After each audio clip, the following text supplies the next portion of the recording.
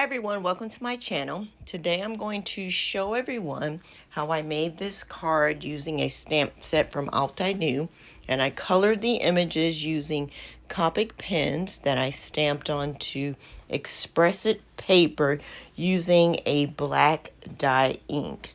I made it also using a new Slimline die that I had, which has this like front window here that I made into a sort of shaker looking card. So I hope everybody enjoys it. Now we're going to be stamping the window portion of the card. I stamped an image towards the bottom here, but didn't get a good impression. So I'm going to re-ink that again so I get a nice dark look. Then I'm going to be taking the flower, and I actually sort of flipped it over, and I'm going to stamp it towards the top here of this. It's sort of like a oblong shaped oval, and that is what I used to create the window portion of my card, and I added the shaker parts to it because later I'm going to stamp additional flowers to be the background to this, which will make the card come together. Now let's begin to color. To color my flower, I'm going to be using R32, R35, R37, and R39. And I'm just going to start off, I usually start off with my light color and kind of color the whole area that I'm going to be coloring.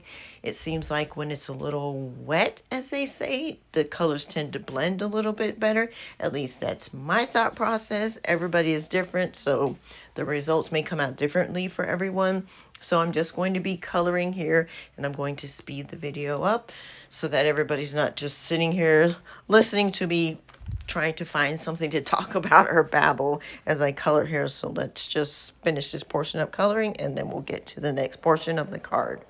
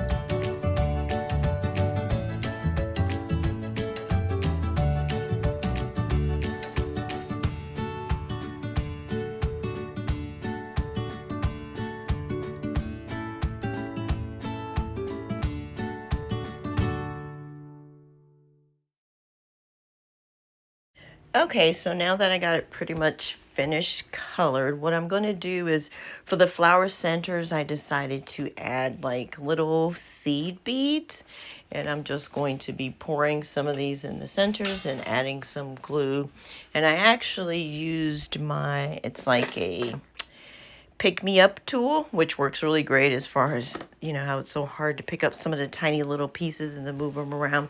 This works really great and it's actually very handy for stuff like this. So I'm just adding some of the centers here. Then I'm going to be adding some clear, like, it almost looks like drops of water. I'm not sure exactly what they're called. I forgot the name at the moment, but I'm going to be adding some of these pieces to inside of here. And then I'm going to create my window piece over this to create the inset window shaker portion. So now what I'm going to do is I'm going to die cut the center out here, because this is where I'm going to be laying the window portion.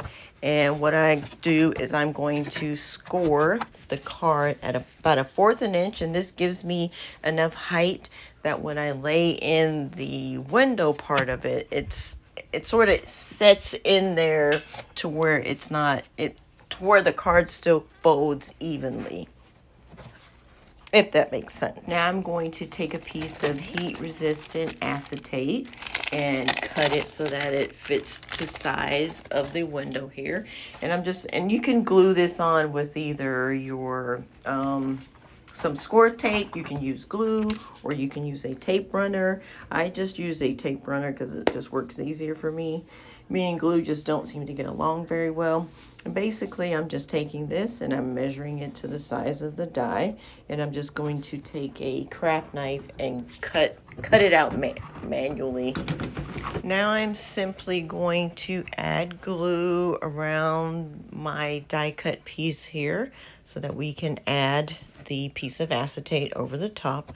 And you want to make sure that you add enough glue so that it's nicely adhered to, because if you're going to be making a shaker piece out of it, you don't want some of the stuff coming out on the sides and everything, which I've had to do plenty of times. And then when you're finally done, you have this nice finished piece here that we have a nice window piece.